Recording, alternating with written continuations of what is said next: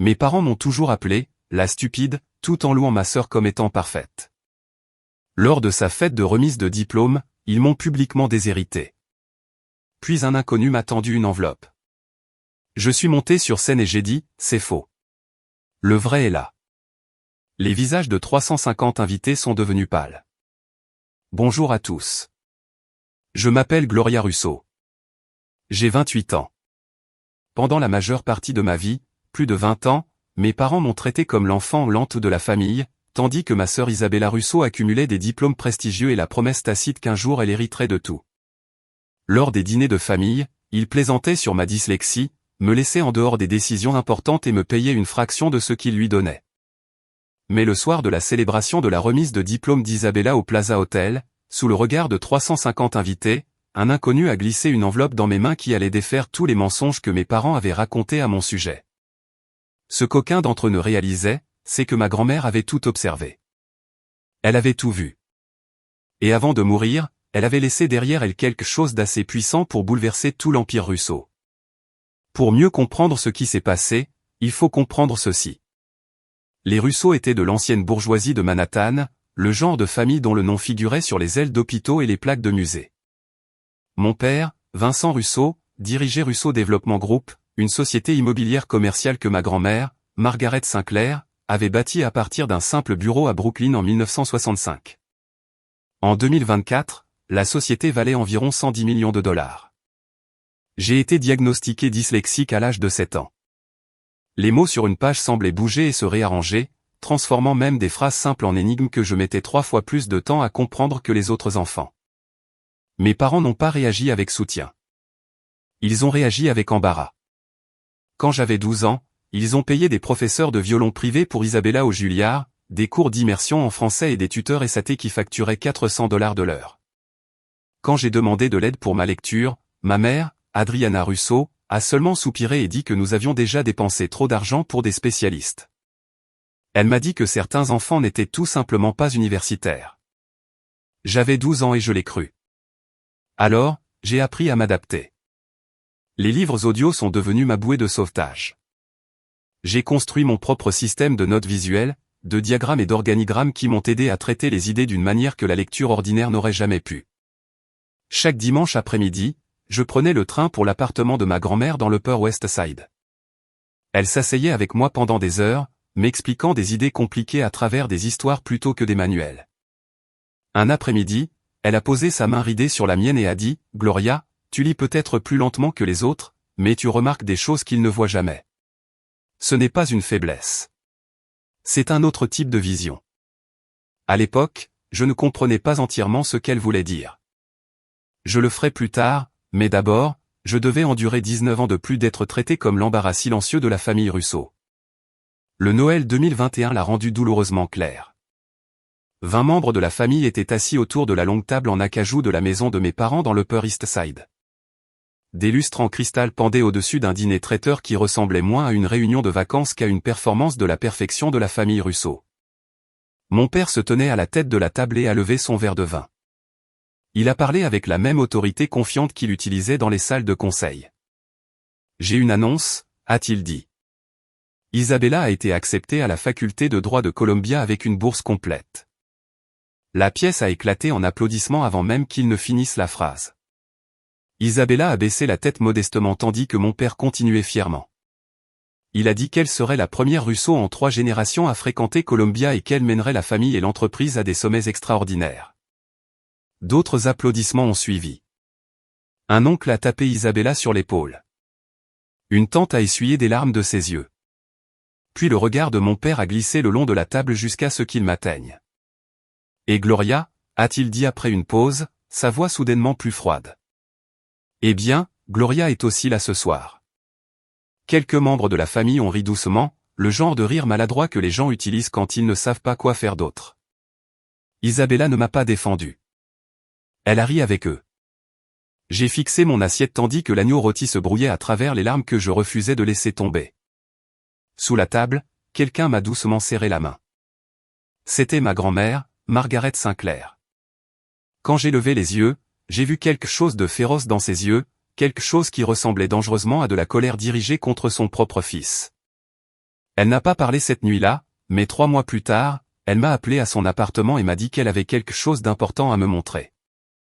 À l'époque, je n'avais aucune idée que l'humiliation de ce dîner de Noël, dont 20 membres de ma famille avaient été témoins, avait mis en marche une chaîne d'événements. Il faudrait 5 ans avant que tout n'explose enfin. En 2022, j'ai obtenu mon diplôme d'une université d'État. Pas une école de l'Ivy League, jamais une Ivy. Pourtant, j'ai postulé à un emploi chez Russo Développement Group parce que je voulais prouver que je pouvais contribuer à l'entreprise familiale. Mon père a accepté de m'embaucher comme assistante administrative avec un salaire de 48 000 $ par an. Le même mois, Isabella a rejoint l'entreprise en tant que conseillère juridique en chef avec un salaire de 300 000 $ plus des primes. Mes responsabilités incluaient la photocopie de documents, la planification de salles de conférence et la livraison de café aux cadres qui prenaient rarement la peine d'apprendre mon nom. Je n'ai jamais été invité à une seule réunion. Personne ne m'a jamais montré un contrat ou demandé mon opinion, mais j'ai observé et j'ai écouté. Pendant ces longues heures dans la salle de photocopie, j'ai découvert quelque chose d'inattendu sur moi-même. Je pouvais reconnaître des schémas que d'autres personnes ignoraient. Quand les cadres discutaient d'affaires dans le couloir, je dessinais tranquillement des diagrammes montrant comment les parties étaient connectées, comment l'argent circulait et où des conflits pouvaient apparaître. Ce qui avait commencé comme une stratégie pour faire face à mes difficultés de lecture est lentement devenu quelque chose de beaucoup plus précieux. Ma grand-mère, Margaret Sinclair, m'avait appris à penser de cette façon. Ces dimanches après-midi dans son appartement, elle étalait de vieux contrats des premiers jours de Russo Développement Group et me montrait comment les étudier. Pas mot par mot, mais comme des systèmes, comme des structures. Ton père lit les contrats comme un avocat, m'a-t-elle dit un jour en 2019, peu de temps avant que sa santé ne commence à décliner. Il cherche des faiblesses qu'il peut exploiter. Tu les lis comme un architecte. Tu vois comment chaque pièce s'emboîte. Ce même après-midi, elle m'a tendu une petite boîte en bois faite d'acajou poli avec des charnières en laiton. Garde-la en sécurité, a-t-elle dit. Et ne l'ouvre pas encore.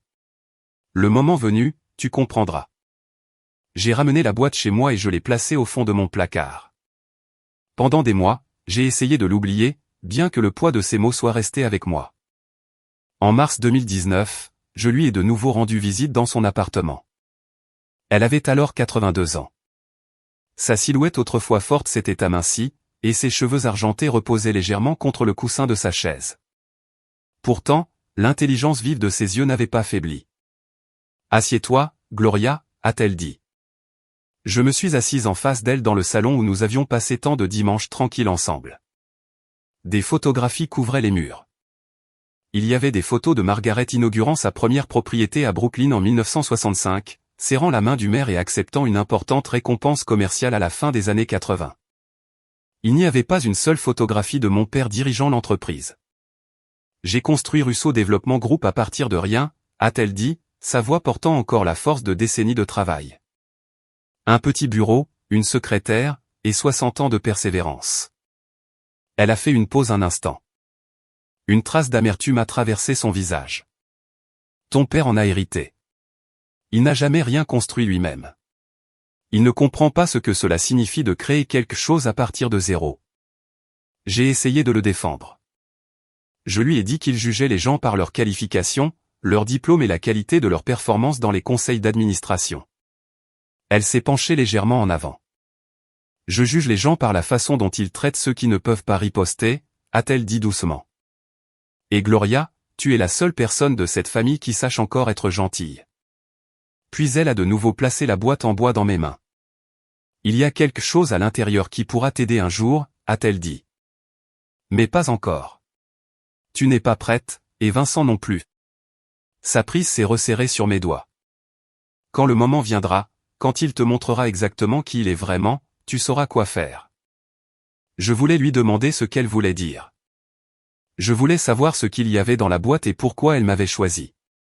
Mais elle a changé de sujet et a commencé à parler de son jardin, du temps et du livre qu'elle lisait. 18 mois plus tard, elle était partie. Cancer du pancréas. J'ai tenu sa main dans l'hospice pendant ces dernières heures. J'étais la seule membre de notre famille assise à ses côtés. La boîte est restée non ouverte dans mon placard. Puis avril 2024 est arrivé. Le courriel est arrivé un mardi après-midi. L'objet disait « Restructuration de poste confidentiel ». Chère mademoiselle Russo, dans le cadre de notre optimisation organisationnelle continue, votre rôle actuel sera supprimé à compter du 1er juillet 2024. Les ressources humaines vous contacteront concernant les arrangements de départ. J'ai lu le message 3 fois. Les mots semblaient se brouiller et se réarranger avant de se fixer sur la même terrible conclusion. Il me licenciait. Ce soir-là, je suis resté tard pour organiser des dossiers que personne ne reverrait jamais. Prends le dessus. Mon père a dit que ça avait l'air. Mon père a dit que ça avait l'air terrible, la sœur du PDG travaillant comme secrétaire. Les gens vont commencer à poser des questions. Quel genre de questions, a demandé ma mère. Pourquoi elle n'est pas à la direction? Pourquoi elle n'a jamais été promue? Il a fait une pause. Pourquoi elle est comme elle est? La voix de ma mère s'est adoucie comme si elle parlait de quelqu'un de fragile. Nous avons fait tout ce que nous pouvions pour elle, Vincent. Certains enfants n'ont tout simplement pas ce qu'il faut. Exactement, a répondu mon père. Alors il est temps qu'elle parte. Nous lui donnerons une indemnité de départ généreuse. Elle pourra trouver quelque chose de plus adapté à ses capacités. J'ai pressé ma paume contre le mur, essayant de me stabiliser. Mon salaire était de 48 000 $ par an.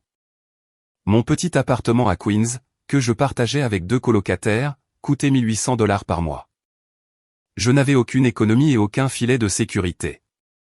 Sans ce travail, je serais ruiné en quelques semaines. Mais la peur qui me serrait la poitrine n'était pas vraiment liée à l'argent. C'était la prise de conscience qui s'installait lentement sur moi comme du givre. Si j'acceptais cela en silence, si je les laissais me définir comme ils l'avaient toujours fait, alors le reste de ma vie suivrait le même schéma. Je resterais la déception de la famille. Non pas parce que j'avais réellement échoué, mais parce qu'on ne m'avait jamais donné l'occasion de réussir. Et demain soir, c'était la fête de remise de diplôme d'Isabella. Je n'arrêtais pas de me demander quelles autres annonces mon père aurait pu prévoir. Le 15 mai 2024, la grande salle de bal du Plaza Hotel. 350 invités remplissaient la salle scintillante. Partenaires commerciaux, investisseurs, avocats puissants de cabinets prestigieux, et parents éloignés que je reconnaissais à peine se déplacer entre les tables. Des lustres en cristal dispersaient la lumière sur des rangées de nappes en soie tandis qu'un orchestre de 12 musiciens jouait doucement Gershwin en arrière-plan. C'était le monde de Vincent Russo, sa scène, l'endroit où il jouait son rôle de patriarche, de magnate, et de l'homme qui semblait tout contrôler. Je me tenais près de l'entrée, lissant nerveusement l'ourlet de ma robe. C'était une simple robe noire qui coûtait 79 $ chez Zara, la meilleure que je pouvais me permettre avec mon salaire. Autour de moi, des femmes scintillaient dans des robes de créateurs, tandis que des hommes portaient des smokings parfaitement ajustés. Avant même que je ne puisse chercher ma place, ma mère s'est placée directement devant moi. Gloria. Ses yeux se sont déplacés lentement de mon maquillage bon marché à mes talons usés. Ses lèvres se sont resserrées avec une désapprobation silencieuse. Tu n'as pas pu trouver quelque chose de plus joli à porter? C'est ce que j'ai, ai-je dit. Elle a ajusté le bracelet à son poignet comme si la conversation l'ennuyait. Tu t'assiéras à la table 27 près de l'entrée de service. Essaie de ne pas attirer l'attention sur toi. J'ai hoché la tête. Et Gloria, a-t-elle ajouté, se penchant plus près, l'odeur d'un parfum coûteux l'entourant. Ce soir, c'est la soirée d'Isabella. Quel que soit le ressentiment que tu penses mériter de ressentir, garde-le pour toi. Ne nous embarrasse pas. Elle est partie avant que je ne puisse répondre. La table 27 était exactement là où elle avait dit qu'elle serait, tout au fond de la salle de bal, à moitié cachée derrière une grande colonne de marbre. Les personnes assises avec moi étaient des cousins éloignés que je n'avais rencontrés qu'une ou deux fois. De ce coin de la pièce, je pouvais voir clairement la scène. Au-dessus d'elle était suspendu un immense portrait d'Isabella Russo portant sa toge de diplôme de la faculté de droit de Columbia, ainsi qu'une bannière sur laquelle on pouvait lire « Félicitations, Isabella Russo, Columbia Law, promotion 2024 ». Près de l'entrée se tenait un homme aux cheveux argentés portant un costume gris. Il ne parlait à personne. Il ne mangeait ni ne buvait. Il observait simplement la pièce. À un moment donné, ses yeux ont croisé les miens à travers la foule. Un frisson m'a parcouru, bien que je n'ai aucune idée de pourquoi. À exactement 20h30, l'orchestre a cessé de jouer. Les lumières se sont tamisées et un projecteur a illuminé la scène. Mon père s'est avancé, tenant un verre de champagne. Mesdames et messieurs, a-t-il commencé. Merci de vous joindre à nous ce soir pour célébrer une jeune femme extraordinaire. Des applaudissements ont éclaté avant même qu'il ne finisse la phrase. Isabella a obtenu son diplôme parmi les 5% meilleurs de sa classe à la faculté de droit de Columbia. Elle a effectué un stage auprès du juge Reynolds et le mois dernier, elle a rejoint Russo Développement Group en tant que conseillère juridique interne de la société. Sa voix s'est gonflée de fierté.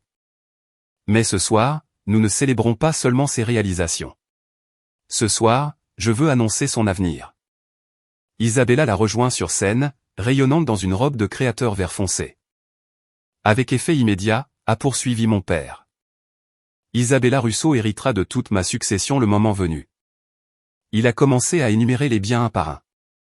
Notre résidence familiale sur Park Avenue, évaluée à environ 16 millions de dollars, ma Porsche Taycan Turbo. Et le plus important, a-t-il marqué une pause dramatique, le poste de PDG de Russo Développement Group lorsque je prendrai ma retraite. La salle de bal a explosé d'applaudissements. Les gens se sont levés. Les flashs des appareils photo ont éclaté partout. Isabella a pressé une main sur ses yeux comme si elle était submergée par l'émotion. 350 personnes célébraient son avenir. Pas une seule ne regardait vers la table 27. La femme assise à côté de moi s'est penchée. Je me souvenais vaguement d'elle d'un enterrement il y a des années. « Tu es Gloria, n'est-ce pas ?» a-t-elle demandé doucement. « Alors, qu'est-ce que cela signifie pour toi ?» J'ai ouvert la bouche, puis je l'ai refermée. Que pouvais-je bien dire? Que je venais d'être effacé de ma propre famille devant des centaines de témoins. Que la lettre de licenciement dans ma boîte de réception n'était probablement que le début, que toutes les peurs que j'avais toujours portées d'être sans valeur venaient d'être confirmées en public. Finalement, les applaudissements se sont estompés. Isabella a embrassé notre père sur scène tandis que les photographes se pressaient. Puis j'ai remarqué un mouvement près de l'entrée. L'homme aux cheveux argentés en costume gris avait commencé à marcher vers moi. Il se déplaçait lentement à travers la foule avec la confiance calme de quelqu'un qui avait attendu longtemps ce moment précis. Il s'est arrêté à côté de ma table. De près, il avait l'air plus vieux que je ne l'avais pensé au départ, probablement au début de la soixantaine. Sa posture était précise, la posture d'un homme qui avait passé des décennies dans des salles d'audience. « Mademoiselle Russo. »« C'est moi, » ai-je dit, me redressant. « Puis-je vous aider ?» Mon nom est Daniel Whittaker. Il m'a tendu une carte de visite avec le nom, Whittaker et Hale, avocat. J'ai été l'avocat de votre grand-mère. Avant son décès, votre grand-mère m'a donné des instructions très précises. Elle pensait qu'il pourrait venir un jour où votre père vous effacerait publiquement de la famille. Si ce moment se produisait, on m'a dit de vous trouver et de vous livrer ceci immédiatement. Ma poitrine s'est serrée. Ma grand-mère, ai-je répété. Margaret Sinclair est décédée il y a 3 ans. Je sais, a-t-il dit calmement. Et avant de mourir, elle vous a laissé quelque chose. Elle a donné des instructions très précises sur le moment où je devais le livrer. De l'intérieur de sa veste, il a sorti une épaisse enveloppe de couleur crème scellée avec de la cire rouge et un timbre de notaire. Qu'est-ce que c'est, ai-je demandé. Son testament, a-t-il dit doucement. Le vrai. Il a baissé encore plus la voix. Celui dont votre père ignore l'existence. J'ai fixé l'enveloppe dans mes mains. Le sceau du notaire indiquait « Whittaker et Hale ». La date en dessous était le 12 septembre 2019. 5 mois après l'après-midi où ma grand-mère m'avait donné la boîte en bois. 5 mois après qu'elle m'avait prévenu du moment où tout allait changer. Je ne comprends pas, ai-je chuchoté. Votre grand-mère m'a donné des instructions très précises, a dit Daniel Whittaker doucement. On m'a dit de livrer ce document le jour où votre père vous déshériterait publiquement.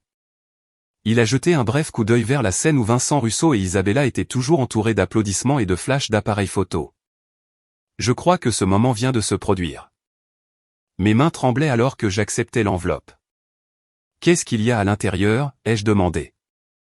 Pour la première fois, quelque chose de presque doux est apparu dans son expression.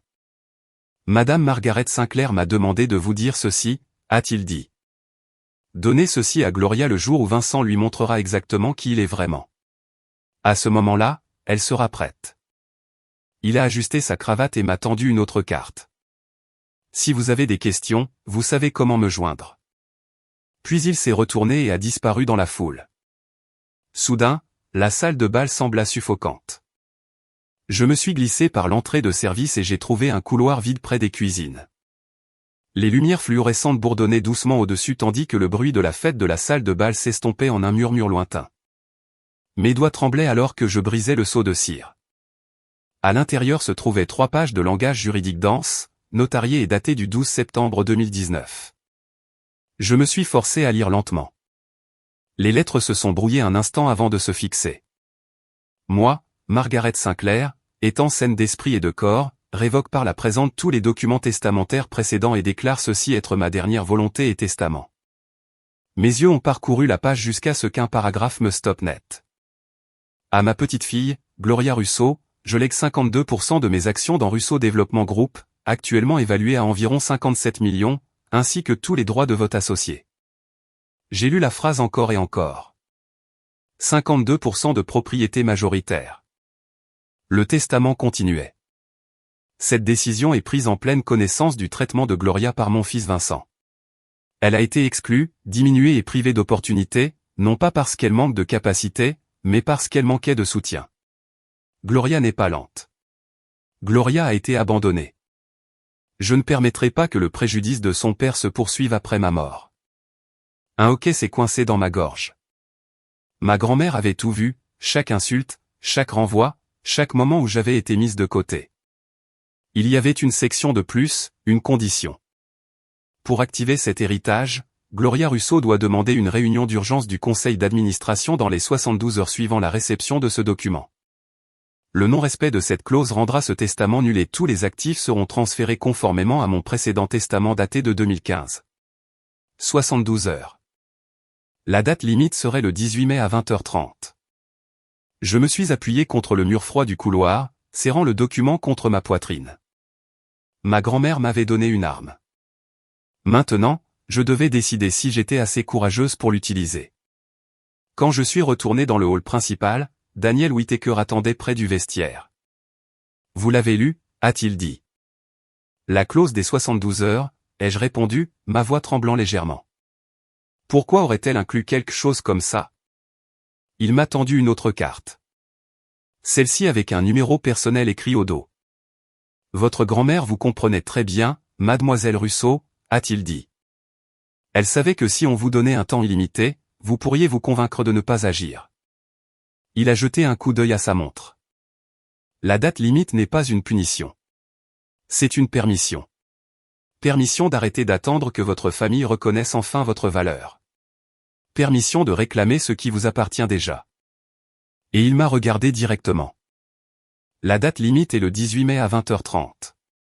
Dans 3 jours. Si vous choisissez de procéder, vous devez demander formellement une réunion d'urgence du conseil d'administration. Je peux vous aider avec la paperasse. À travers les portes de la salle de bal, je pouvais encore voir mon père poser pour des photographies à côté d'Isabella. Ma mère se déplaçait à travers la foule, souriant fièrement tandis que les invités la félicitaient.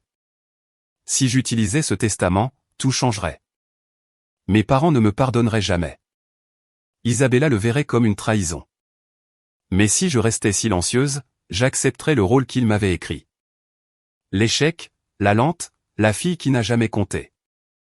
Mademoiselle Russo. La voix de Whittaker a interrompu mes pensées. Votre grand-mère a passé les 3 dernières années de sa vie à se préparer à ce moment. Elle croyait en vous. Il a fait une pause. La vraie question est de savoir si vous croyez en vous. J'ai de nouveau baissé les yeux sur le testament, sur l'élégante signature de la femme qui m'avait tenu la main sous les tables de Noël et m'avait appris à lire les contrats comme de l'architecture. Je vous appellerai demain, ai-je dit doucement. Nous demandons cette réunion du conseil. Whittaker s'est permis un petit sourire. Elle a dit que vous le feriez. Plus tard cette nuit-là, de retour dans mon petit appartement exigu de Queens, j'ai enfin ouvert la boîte en bois que ma grand-mère m'avait donnée des années plus tôt. Mes colocataires dormaient. La seule lumière dans la pièce venait du lampadaire à l'extérieur de la fenêtre, projetant des rayures orange pâle sur mon lit. Je me suis assise en tailleur, la boîte en acajou reposant sur mes genoux. Les charnières en laiton ont grincé doucement lorsque j'ai soulevé le couvercle. À l'intérieur se trouvaient 3 choses, une lettre manuscrite sur le papier personnel de ma grand-mère, un document juridique fané estampillé 1965, et une petite clé USB qui avait clairement été ajoutée beaucoup plus tard. J'ai d'abord pris la lettre. Ma très chère Gloria, si vous lisez ceci, alors Daniel a fait son travail, et votre père a fait exactement ce que je craignais qu'il fasse. Je suis désolé de ne pas avoir pu vous protéger de mon vivant, mais je peux vous protéger maintenant. Le document ci-joint est le contrat de partenariat original de 1965, l'année où j'ai fondé Russo Développement Group avec 2 partenaires qui ne sont plus parmi nous. Votre père n'a jamais vu cet accord. Il établit que les actions du fondateur comportent des droits de vote permanents qui ne peuvent être dilués ou transférés sans l'approbation du conseil d'administration. La clé USB contient autre chose. Quelque chose que votre père espérait que j'avais oublié. En 2018, Vincent a tenté de faire adopter une résolution qui réduirait mon pouvoir de vote de 52% à 10%. Son explication était que j'étais trop vieille pour comprendre les affaires modernes. La vraie raison était beaucoup plus simple, il voulait le contrôle et je me tenais sur son chemin. Le conseil a rejeté sa proposition par 2 voix. L'une de ces voix était la mienne. Je n'ai jamais oublié ce qu'il a essayé de faire, et je ne lui ai jamais pardonné la façon dont il vous a traité pour le justifier. Comme si vous rabaissez prouvé d'une certaine manière que j'étais devenu inapte. Utilisez cela judicieusement, Gloria. Non pas pour la vengeance, mais pour la justice. Oh, mon amour, grand-mère Margaret. J'ai fixé la lettre un long moment avant de brancher la clé USB à mon ordinateur portable. À l'intérieur se trouvait un seul fichier. Procès-verbal de la réunion du Conseil, mars 2018. Le document contenait une transcription complète et un enregistrement de la réunion où mon père avait tenté de priver sa propre mère de son pouvoir. Il était horodaté et documenté en détail. La preuve. Le lendemain matin, 16 mai, j'ai passé un coup de fil. Hélène Bradford a répondu au 2e coup. Gloria Russo, a-t-elle dit, sa voix rocailleuse d'âge et d'expérience. Je me demandais quand vous alliez enfin appeler. Vous savez qui je suis? Bien sûr que oui. Votre grand-mère et moi avons construit la moitié de Brooklyn ensemble dans les années 70. Elle parlait de vous constamment. Il y a eu une pause. Elle m'a aussi parlé du testament il y a 3 ans, peu de temps avant sa mort. J'ai resserré ma prise sur le téléphone. Alors vous savez déjà ce que je prévois. Je sais ce que vous envisagez, a dit Hélène. Ce sont 2 choses différentes. Sa voix a changé, devenant plus nette et plus professionnelle. Vous voulez convoquer une réunion d'urgence du conseil d'administration? Cela nécessite la signature de 3 membres du conseil. J'en fais partie. Il vous en faudra 2 de plus. Pouvez-vous m'aider à les trouver? Je peux faire mieux que ça. J'ai entendu des papiers bouger sur son bureau. Votre père n'est pas aussi populaire qu'il le pense. Son style de gestion a créé des ennemis. Au moins 4 membres du conseil ont exprimé des préoccupations en privé. Ils ont simplement besoin de quelqu'un d'assez courageux pour agir en premier. L'espoir s'est agité dans ma poitrine. Qui? Thomas Caldwell et Laura Bennett, a-t-elle dit. Tous 2 ont eu leur lot de confrontations avec Vincent à huis clos. Je leur parlerai. Elle a de nouveau fait une pause. Mais Gloria, vous devez comprendre quelque chose. Ce ne sera pas agréable. Votre père se battra. Votre sœur se battra. Ils diront des choses destinées à vous blesser. Ils disent des choses destinées à me blesser toute ma vie, ai-je répondu. Au moins maintenant, j'ai le droit de répondre. Hélène a ri, un son chaleureux et approbateur. Margaret disait toujours qu'il y avait de l'acier sous ce calme extérieur. Je crois que je commence à le voir. Elle s'est raclé la gorge. J'aurai la pétition prête ce soir. Demande de réunion d'urgence du conseil d'administration pour le 18 mai à 10h. Tour Russo, 42e étage. Merci, Hélène. Ne me remercie pas encore, a-t-elle dit. Remercie-moi après être entré dans cette salle de conférence. Le 17 mai, mon père a appris la réunion à 16h. Je connais l'heure exacte car Isabella m'a appelé 45 minutes plus tard. Qu'est-ce que tu as fait, a-t-elle exigé. J'étais assise dans mon bureau chez Russo Développement Group, faisant semblant d'organiser des fichiers. Je n'ai aucune idée de ce que tu veux dire. Papa vient de recevoir un avis du secrétaire du conseil d'administration. Il y a une réunion d'urgence demain demandée par Hélène Bradford et 2 autres directeurs. Sa voix s'est aiguisée. Hélène Bradford n'a rien demandé depuis 15 ans. Qu'est-ce que tu as fait? Peut-être qu'elle a des inquiétudes concernant la gestion de l'entreprise. Ne joue pas avec moi, Gloria, a claqué Isabella. Si tu essaies d'embarrasser cette famille, si tu prévois une sorte de coup de force. Je fais mon travail, ai-je dit calmement. Comme toujours. Elle a raccroché sans un mot de plus. 20 minutes plus tard, mon père a traversé mon bureau en trombe et a claqué la porte de son bureau assez fort pour faire trembler les vitres. Il ne m'a jamais regardé. À travers le mur, je l'ai entendu parler au téléphone. C'est ridicule, a-t-il dit.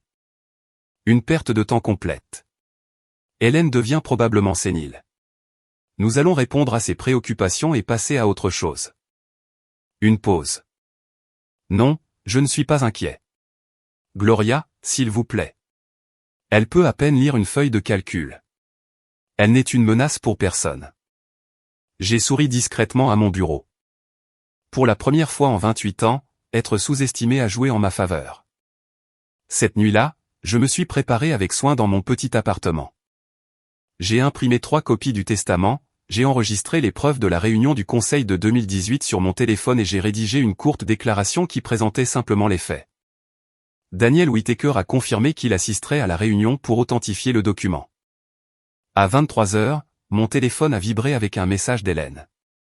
Pétition déposée. À demain. Votre grand-mère serait fière. J'ai à peine dormi cette nuit-là. Mais ce n'est pas la peur qui m'a tenu éveillé. C'était l'anticipation. Le 18 mai 2024. 9h45. Tour Russo. L'ascenseur s'est ouvert au 42e étage.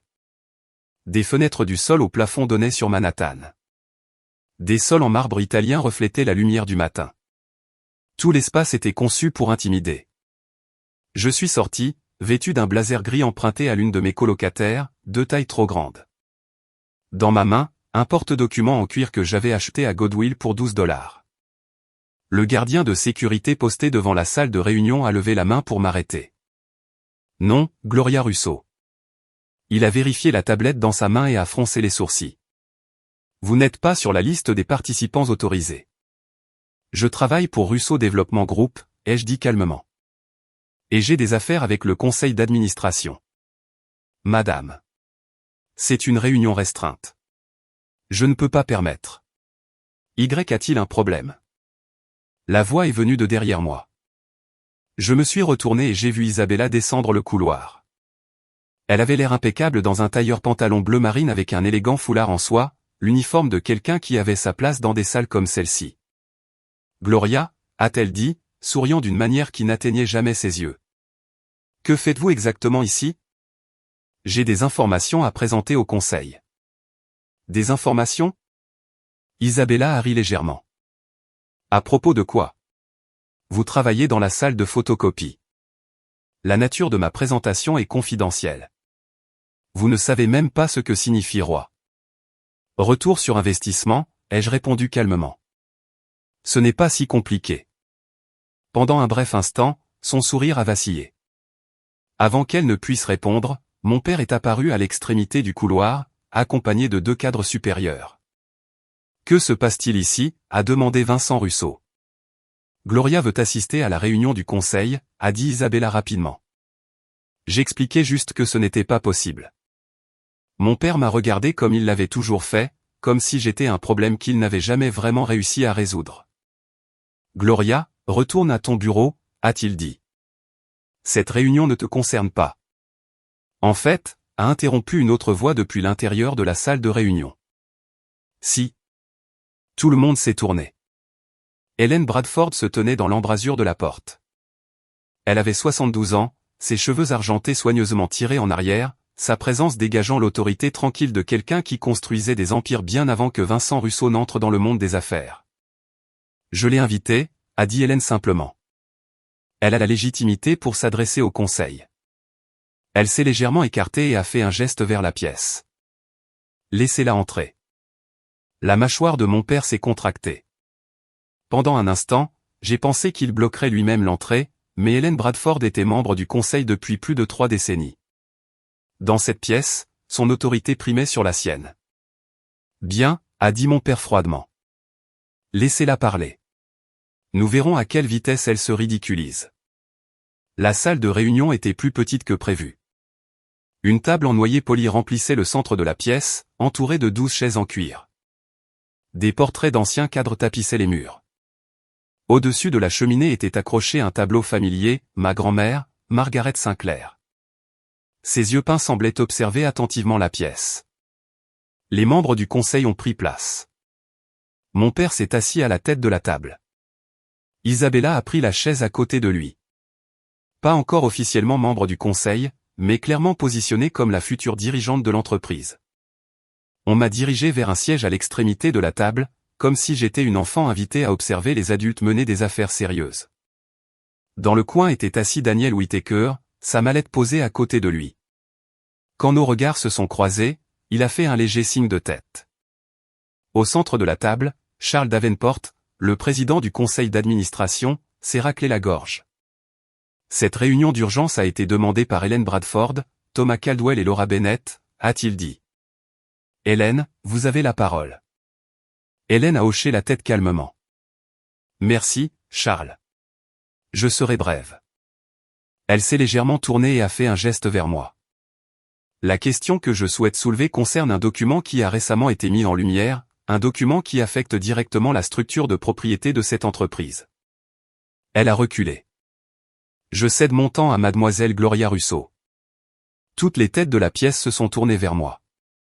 Isabella s'est penchée en arrière dans sa chaise avec une expression amusée. Mon père a croisé les mains et a regardé avec une impatience visible. Je me suis levé. Mes mains étaient plus stables que je ne m'y attendais. Merci, Madame Bradford, ai-je dit, et merci au conseil de m'avoir permis de parler. J'ai ouvert le porte-document devant moi. Ce que je suis sur le point de présenter peut être une surprise. Je demande seulement que vous écoutiez les preuves avant de tirer des conclusions. Mon père a soupiré bruyamment. Je l'ai ignoré. Avant que je ne puisse continuer, il a levé la main. Je m'excuse, Charles, a dit Vincent, se levant lentement en ajustant sa veste. Mais avant de faire perdre du temps au conseil, je pense qu'un certain contexte est nécessaire. Vincent, a commencé Hélène. Gloria est ma fille, a-t-il poursuivi en douceur, sa voix empreinte de la même chaleur condescendante qu'il utilisait lorsqu'il parlait à des clients difficiles. Et je tiens profondément à elle. Cependant, elle n'est pas qualifiée pour s'adresser à ce conseil sur une question sérieuse. Il a fait un geste de la main vers moi avec dédain. Elle travaille à titre administratif. Elle n'a aucune formation juridique, aucune expérience financière et aucune expérience en leadership stratégique. Isabella s'est penchée en avant avec un sourire compatissant. Gloria est aussi dyslexique, a-t-elle ajouté doucement. La lecture a toujours été difficile pour elle. Nous avons essayé de la soutenir au fil des ans, mais certaines limites ne peuvent tout simplement pas être surmontées. Plusieurs membres du conseil se sont agités inconfortablement sur leur siège.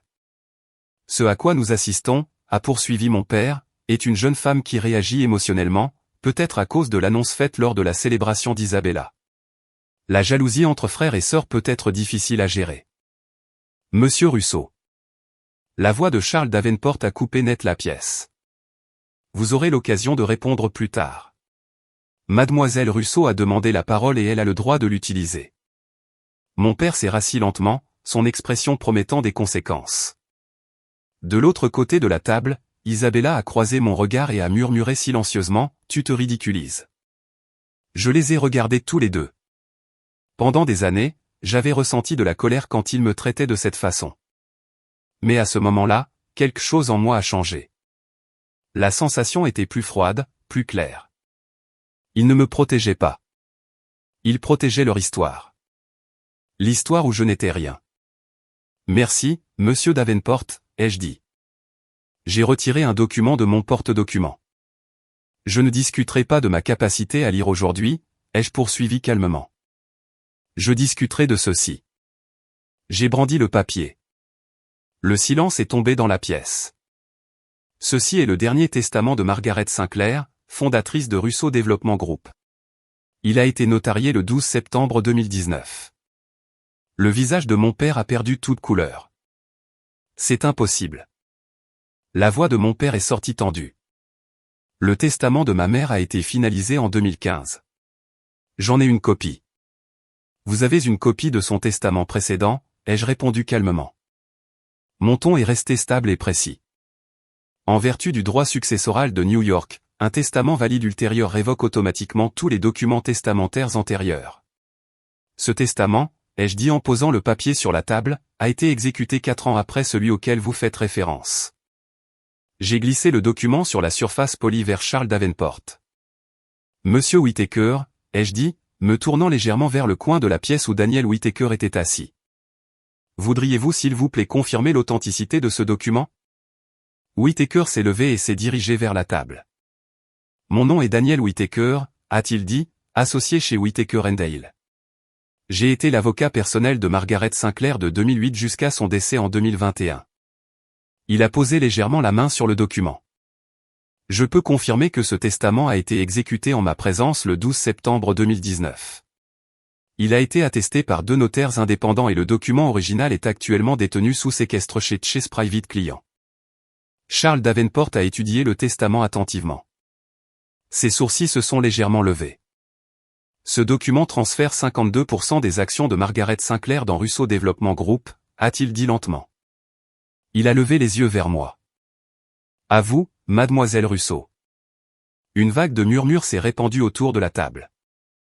C'est un faux, a dit Isabella rapidement, bien que la confiance ait quitté sa voix. Ce n'en est pas un, a répondu Whittaker immédiatement. Et je vous déconseille fortement de porter des accusations de fraude sans preuve, mademoiselle Russo. La réputation de notre cabinet parle d'elle-même. Mon père a claqué sa main contre la table. C'est ridicule, a claqué Vincent.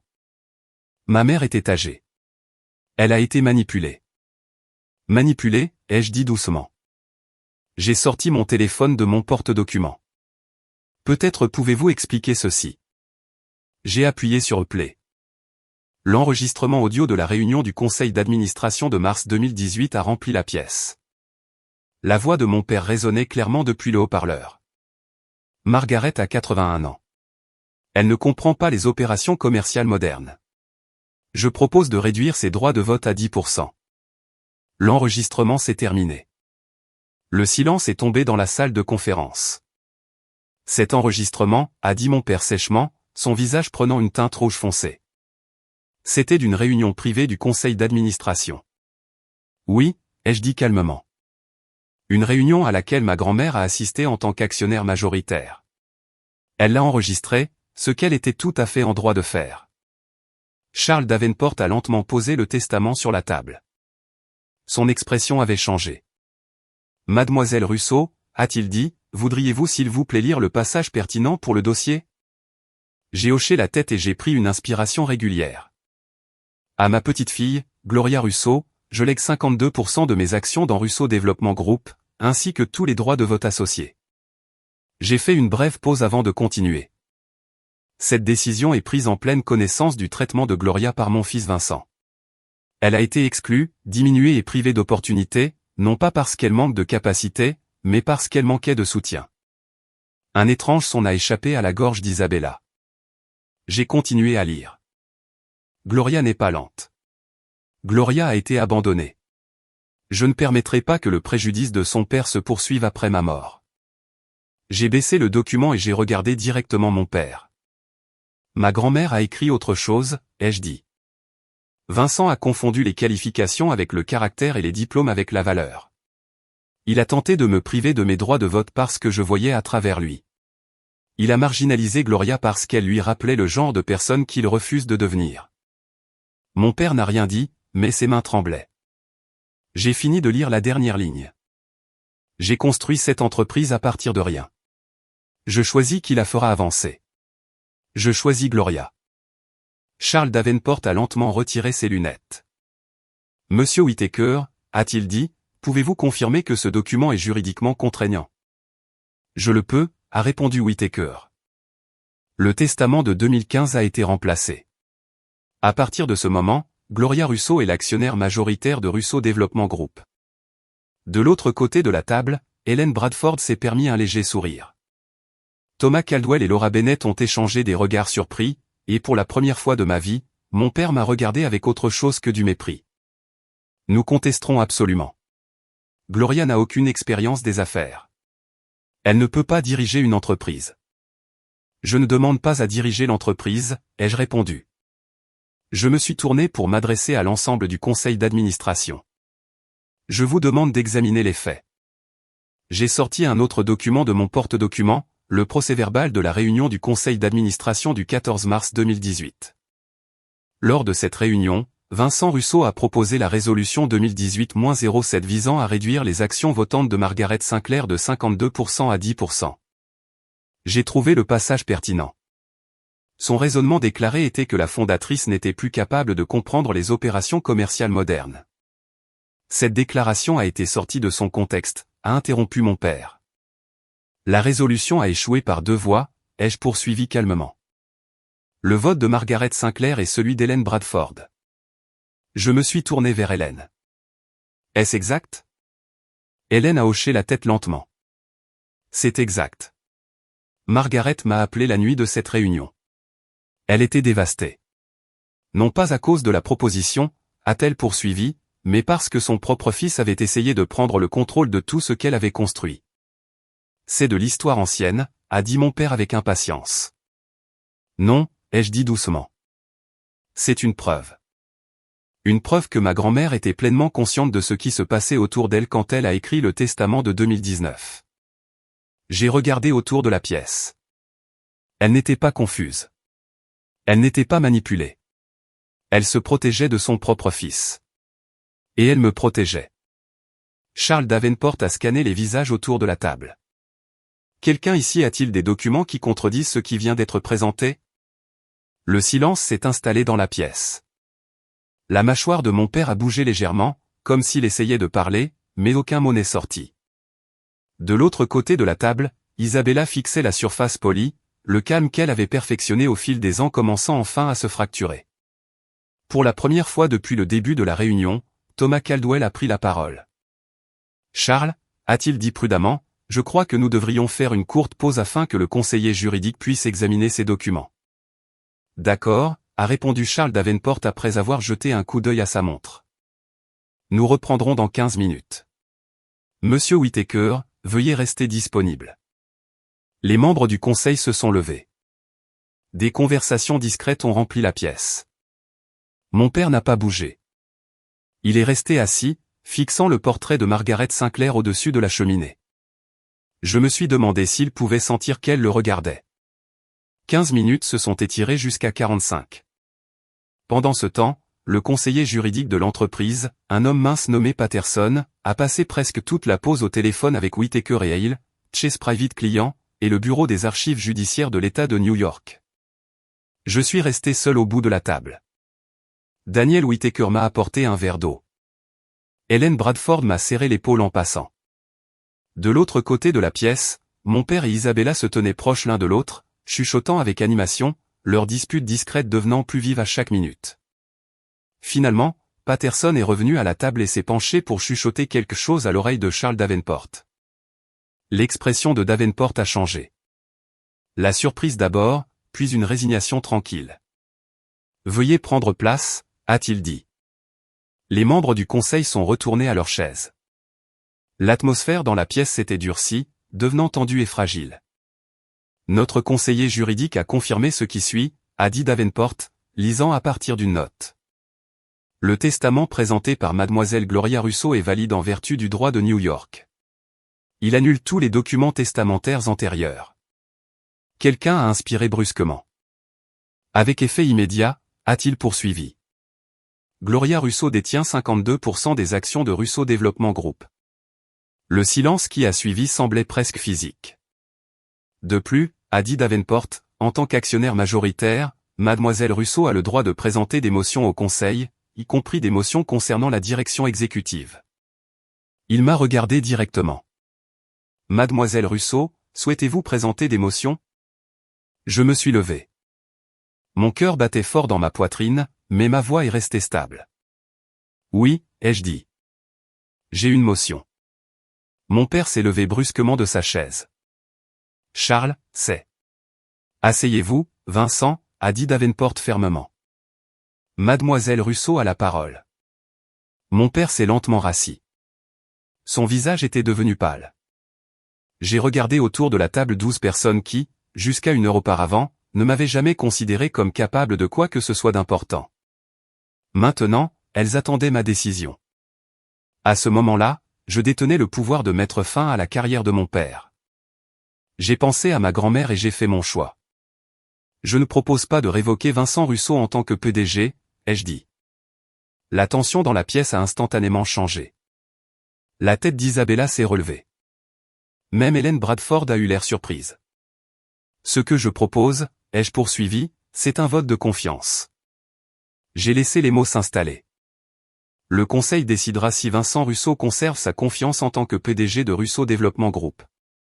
Si la majorité vote la méfiance, il démissionnera. Si la majorité vote la confiance, je n'interférerai pas avec la direction de l'entreprise tant que je resterai l'actionnaire majoritaire. C'est ridicule, a dit Isabella en se levant. Tu transformes cela en un spectacle, un fantasme de vengeance. Non, ai-je répondu calmement, croisant son regard. C'est de la gouvernance d'entreprise, le même processus utilisé dans toute entreprise correctement gérée. J'ai fait une brève pause. Le même processus que ma grand-mère a établi dans nos statuts il y a 40 ans. Puis j'ai regardé mon père. S'il a toujours la confiance du conseil, il n'a rien à craindre. Charles Davenport m'a étudié un long moment. Quelque chose comme du respect est apparu dans son expression. Y a-t-il une seconde pour cette motion? Je la seconde, a dit Hélène Bradford immédiatement. Très bien, a dit Davenport. Nous allons voter. Il a regardé autour de la table. Tous ceux qui expriment leur confiance en Vincent Russo en tant que PDG, veuillez lever la main. 4 mains se sont levées. Les alliés de mon père, des hommes qui lui devaient leur poste au conseil. Davenport a hoché la tête lentement. Tous ceux qui expriment leur méfiance. 7 mains se sont levées. Davenport a compté une fois, puis encore.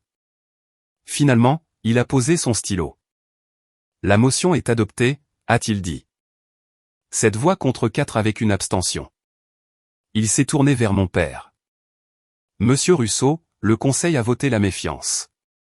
En vertu de l'article 14.3 des statuts de la société, vous avez 30 jours pour présenter votre démission.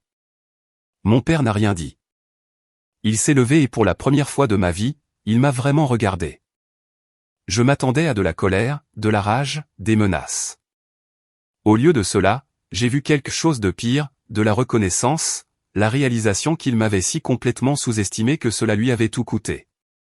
Sans un mot de plus, il s'est retourné et a quitté la pièce. Je sais ce que certains pourraient penser. Pourquoi ne l'ai-je pas simplement viré? Pourquoi lui donner la moindre chance? Parce que la vengeance. Parce que détruire quelqu'un n'efface pas ce qu'il vous a fait. Et parce que ma grand-mère ne m'a pas élevé pour être cruelle. Elle m'a élevé pour être juste. Si cette partie de l'histoire résonne en vous, prenez un instant pour aimer la vidéo, vous abonner à la chaîne et activer les notifications car l'histoire est loin d'être terminée. Maintenant, laissez-moi vous raconter ce qui s'est passé après que la salle de réunion se soit finalement vidée. Mon père m'a rattrapé dans le couloir privé à l'extérieur de la salle de conférence. Ma mère était avec lui. Quelqu'un a dû l'appeler pendant la pause. Son visage était strié de larmes, du mascara maculé sous ses yeux. Toi, a dit mon père, sa voix tremblant d'une colère à peine contenue. Toi, ingrate, intrigante. Vincent, a chuchoté ma mère rapidement, lui serrant le bras. Pas ici. Elle vient de détruire notre famille devant 12 personnes. Je suis resté ferme. Je n'ai rien détruit, ai-je dit calmement. J'ai dit la vérité. La vérité? Il a ri amèrement. Votre grand-mère a été manipulée. Cet avocat a dû la convaincre de signer ce testament. Elle a écrit ce testament 5 mois après que vous ayez tenté de la priver de ses droits de vote, ai-je répondu. Parce qu'elle a vu exactement qui vous étiez. Ma voix n'a jamais tremblé. Vous n'avez pas perdu parce que je vous ai trahi. Vous avez perdu parce que vous l'avez trahi. Ma mère s'est avancée. Gloria, ma chérie, tu dois comprendre quelque chose. Nous essayons de te protéger. Tu as toujours eu des difficultés. Nous ne voulions pas te mettre la pression.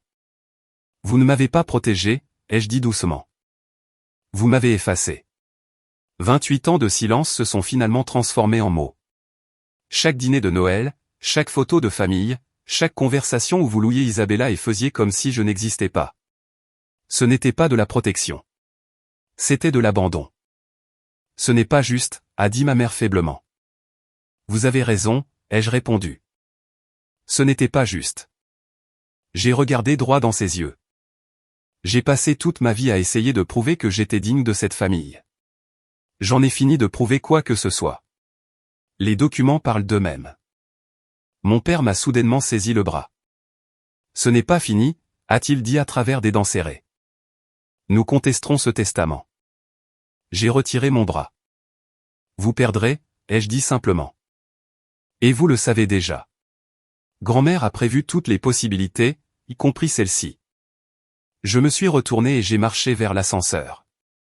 Derrière moi, j'ai entendu ma mère crier, « Gloria, attends !» Je ne me suis pas arrêté. Pour la première fois de ma vie, je n'avais pas besoin de leur permission pour partir. Les portes de l'ascenseur se sont refermées sur leur visage.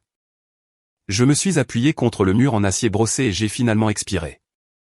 L'adrénaline qui m'avait porté pendant les 2 dernières heures s'est lentement dissipée. Ce qui l'a remplacé ma surprise. Ce n'était pas la victoire. Ce n'était pas la satisfaction. C'était le deuil. Dans cette salle de réunion, je n'avais pas seulement vaincu mon père. J'avais lâché 28 ans d'espoir. L'espoir que si j'essayais assez fort, si je restais assez silencieuse, si je faisais mes preuves assez, mes parents me verraient enfin comme ils voyaient Isabella. Cet espoir était parti maintenant. Et c'est moi qui l'avais enterré. L'ascenseur est descendu 42 étages. Au moment où il a atteint le hall, j'avais essuyé mes yeux et redressé le blazer trop grand que j'avais emprunté à ma colocataire. Daniel Whittaker attendait près du bureau de sécurité. C'était, a-t-il commencé, cherchant le bon mot. Remarquable. C'était nécessaire, ai-je dit. Votre grand-mère serait d'accord. Il a marché à côté de moi vers la sortie du bâtiment. Que se passe-t-il maintenant, a-t-il demandé. Maintenant, je rentre à la maison, ai-je dit. Je dors. Et ensuite j'essaie de comprendre à quoi ressemble ma vie sans la famille que je pensais avoir. J'ai fait une pause et, sans l'entreprise. Il a eu l'air surpris. Vous ne voulez pas être PDG? Je n'ai jamais voulu être PDG. Nous nous sommes arrêtés aux portes tournantes. Je veux juste que l'entreprise que ma grand-mère a construite soit dirigée par des gens qui s'en soucient vraiment, ai-je dit. Pas par des gens qui la considèrent comme leur héritage personnel. Whittaker a hoché la tête lentement. Le conseil voudra vous rencontrer bientôt, a-t-il dit. Ils devront discuter des plans de transition et de votre rôle à l'avenir. Je sais, ai-je répondu, mais pas aujourd'hui. Je suis sorti et j'ai senti la chaude lumière du soleil de Manhattan frapper mon visage. Aujourd'hui, je veux juste être Gloria Russo, pas actionnaire, pas victime, pas un symbole. J'ai regardé la tour Russo, 42 étages de verre et d'acier portant le nom de ma famille. Et demain, ai-je dit doucement, je commence à construire quelque chose de nouveau. Le 19 mai 2024. À exactement 16 heures, Vincent Russo a signé sa lettre de démission. Je n'étais pas là pour le voir. Je l'ai appris par un courriel de Charles Davenport. Mademoiselle Russo, votre père a officiellement présenté sa démission effective au 15 juin 2024.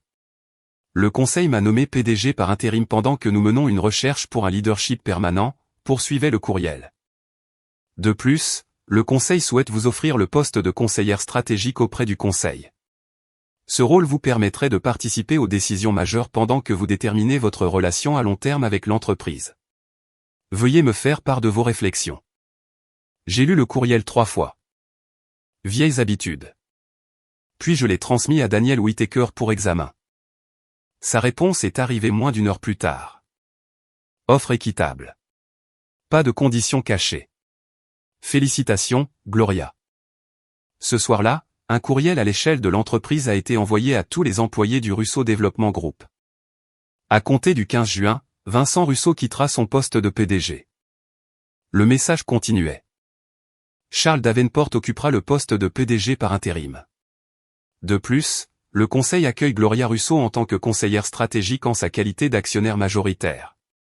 Nous remercions Vincent Russo pour ses années de service et lui souhaitons le meilleur dans ses projets futurs. Mon téléphone s'est immédiatement mis à vibrer avec des messages. Des collègues avec qui j'avais travaillé pendant 2 ans. Des gens qui n'avaient même jamais appris mon nom voulaient soudainement me rencontrer pour un café. Ils voulaient renouer. Ils voulaient parler. J'ai ignoré la plupart d'entre eux. Mais un message a attiré mon attention. Il venait d'Angela Moral, une assistante exécutive qui avait commencé à travailler dans l'entreprise en 1987 et avait travaillé en étroite collaboration avec ma grand-mère. Gloria. Margaret parlait de vous tout le temps, a-t-elle écrit. Elle disait que vous remarquiez des choses que d'autres personnes manquaient. Je n'ai jamais vraiment compris ce qu'elle voulait dire jusqu'à aujourd'hui. Bienvenue au conseil. Elle serait fière de vous. J'ai sauvegardé ce message. Parfois, la validation ne vient pas de la famille. Parfois, cela la rend plus significative. Une semaine plus tard, l'histoire a atteint le public. Le New York Business Journal a titré « Réorganisation du Russo Development Group ». La petite fille du fondateur prend le contrôle après la découverte d'un testament secret. L'article ne mentionnait pas mon nom directement. Les lois sur la confidentialité des entreprises l'empêchaient, mais quiconque dans les cercles immobiliers de Manhattan savait exactement de qui il s'agissait. Dans un tournant dramatique, disait l'article, l'héritière présumée de l'Empire Russo Development Group a été supplantée par une successeur familiale jusqu'alors inconnue. Des sources proches du conseil d'administration ont décrit le changement de direction comme étant attendu depuis longtemps et citent des préoccupations concernant le style de gestion de l'ancien PDG. Bientôt, les conséquences sociales ont commencé à se répandre. Mes parents ont soudainement annulé leur apparition au gala du Metropolitan Museum, invoquant des raisons de santé par l'intermédiaire de leur publiciste. 3 grands partenaires d'investissement ont demandé des réunions avec moi personnellement, pas avec le conseil, pas avec mon père, avec moi. 2 d'entre eux ont confirmé, après de longues conversations, qu'ils continueraient à travailler avec l'entreprise. Nous avions des inquiétudes concernant la direction de Vincent depuis des années, a admis l'un d'eux. Votre grand-mère a construit quelque chose d'extraordinaire. C'est bon de voir sa vision protégée. Les répercussions sociales étaient impossibles à ignorer. Les amis de mes parents se sont soudainement souvenus de leurs engagements antérieurs. Les invitations à des événements caritatifs ont discrètement disparu. Le nom Russo, autrefois capable d'ouvrir toutes les portes de l'Upper East Side, portait désormais un astérisque discret à côté. Je n'ai pas célébré leur humiliation. Mais je ne l'ai pas pleuré non plus. Ce samedi matin-là, Hélène Bradford m'a appelé. « Comment vas-tu » a-t-elle demandé. « Je ne sais pas encore » ai-je admis. « Demandez-moi dans 6 mois. » Réponse juste, a-t-elle dit. Il y a eu une courte pause. Margaret aurait géré les choses exactement de la même manière. « Tu sais, le vote de confiance au lieu de le virer » ai-je demandé.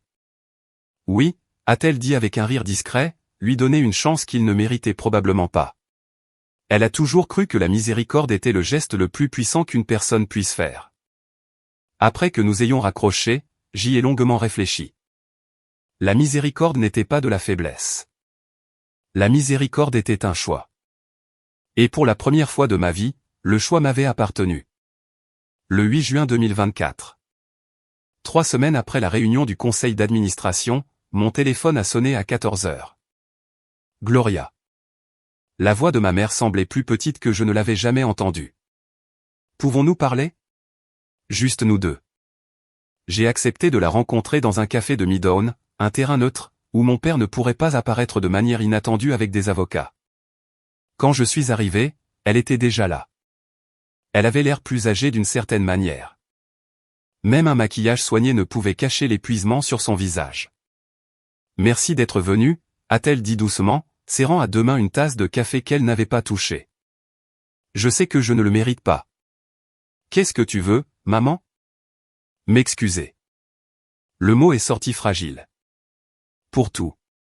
Pour la façon dont nous t'avons traité, pour les choses que nous avons dites, pour les choses que nous n'avons jamais dites. Je l'ai étudié un instant. T'excuses-tu parce que tu es désolé, ai-je demandé. Ou parce que tout a changé ? Elle a tressailli. La question est restée en suspens entre nous pendant plusieurs secondes. Les deux, a-t-elle finalement admis? Je déteste que la réponse soit les deux. Ses yeux se sont remplis de larmes. J'étais tellement concentré sur le succès d'Isabella, sur le maintien de l'image de la famille parfaite. Je me suis dit que nous te protégions des attentes que tu ne pouvais pas satisfaire, a-t-elle dégluti. Mais c'était un mensonge que je me suis raconté pour ne pas me sentir coupable. Tu as laissé papa me traiter de sans valeur devant des parents et des partenaires commerciaux, ai-je dit doucement. Tu ne m'as jamais défendu, pas une seule fois. Je sais. Une larme a roulé sur sa joue. Et je ne peux rien défaire de tout ça. Mais Gloria, je ne veux pas te perdre complètement. Je ne sais même pas s'il est possible de réparer quoi que ce soit, mais je devais essayer. J'ai regardé la femme qui avait été ma mère pendant 28 ans. La femme qui avait tressé mes cheveux quand j'étais enfant. La femme qui plus tard a oublié mon anniversaire. Je ne peux pas faire comme si les 20 dernières années n'avaient pas existé, ai-je dit lentement. Mais je suis prête à essayer de construire quelque chose de nouveau. Quelque chose d'honnête. Elle a hoché la tête en silence, incapable de parler. Ce n'était pas le pardon, mais c'était un début. Août 2024, 2 mois plus tard, je marchais dans Central Park quand mon téléphone a de nouveau sonné. Cette fois, l'identifiant de l'appelant affichait Isabella. J'ai failli laisser le message passer sur la messagerie vocale, mais la curiosité a gagné. Gloria, a-t-elle dit quand j'ai répondu, je sais que je n'ai probablement pas le droit de demander ça, mais pouvons-nous nous rencontrer? Il y a eu une pause. Il y a quelque chose que je dois dire. Nous nous sommes assis sur un banc près de la fontaine Bethesda à Central Park. La chaleur douce abattait sur la ville, lourde et lente. Isabella avait l'air différente. L'armure de perfection qu'elle avait portée toute sa vie s'était fissurée. Des cernes sombres encadraient ses yeux, et ses cheveux étaient attachés en un nœud négligent. Je suis en thérapie, a-t-elle dit sans aucune introduction. Depuis mai, 3 fois par semaine. C'est bien, ai-je dit. C'est brutal, a-t-elle répondu avec un rire sec. Il s'avère qu'être l'enfant prodige n'est pas vraiment un privilège. C'est juste un autre genre de cage. J'ai attendu. Papa s'attendait à la perfection, a-t-elle poursuivi. Chaque note, chaque récompense, chaque réalisation. Rien de tout cela n'était jamais suffisant. Ce n'était que le point de départ de la prochaine attente. Elle a regardé l'eau de la fontaine. Et la façon dont il te traitait. Je me disais que c'était juste comme ça. Je me suis convaincu que tu étais différente, que je te protégeais en restant silencieuse. Tu ne me protégeais pas. Non, a-t-elle admis doucement. Je me protégeais parce que si je te défendais, je serais devenue la cible aussi. Finalement, elle s'est tournée et m'a regardé. Ce n'est pas une excuse. C'est juste la vérité. Que veux-tu de moi, Isabella, ai-je demandé. Rien, a-t-elle dit. Sa voix s'est brisée légèrement. Je ne mérite rien. J'avais juste besoin que tu saches quelque chose. Elle a fait une pause. Je te vois maintenant. Je te vois vraiment. Et je suis désolé de ne pas avoir regardé plus tôt. Nous sommes restés assises là tranquillement un moment. 2 sœurs qui avaient grandi dans la même maison mais avaient vécu comme des étrangères. Je ne peux pas revenir en arrière, ai-je dit finalement.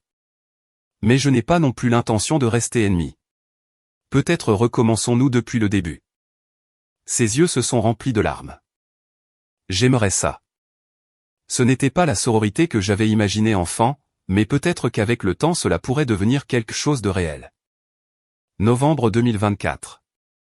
6 mois après la réunion du conseil d'administration, j'ai emménagé dans mon propre appartement à Brooklyn Heights, un petit appartement d'une chambre dans un immeuble d'avant-guerre avec vue sur le pont que ma grand-mère traversait chaque matin lorsqu'elle a ouvert son premier bureau en 1965. Le loyer était plus élevé que ce que j'avais jamais payé auparavant, mais je pouvais me le permettre maintenant.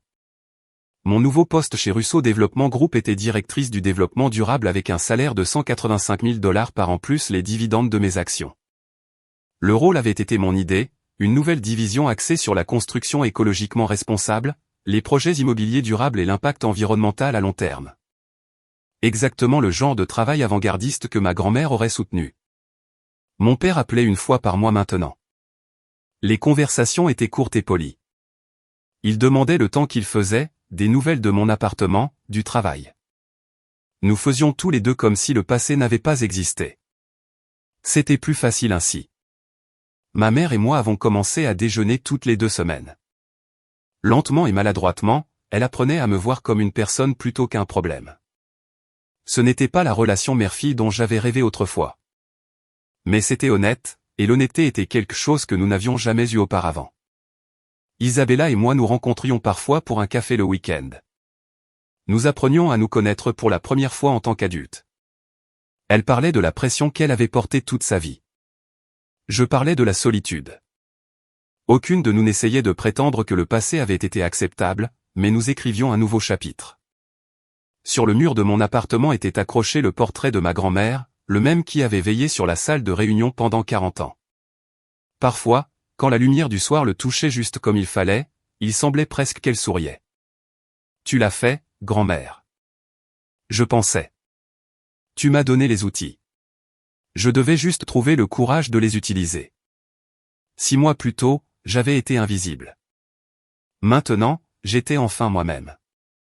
Avec le recul, je comprends quelque chose que je ne pouvais pas voir à 27 ans. Ma grand-mère ne m'a pas laissé le contrôle de son entreprise parce que j'étais meilleur qu'Isabella. Elle me l'a laissé parce qu'elle savait que je ne laisserais pas le pouvoir me changer comme il avait changé mon père.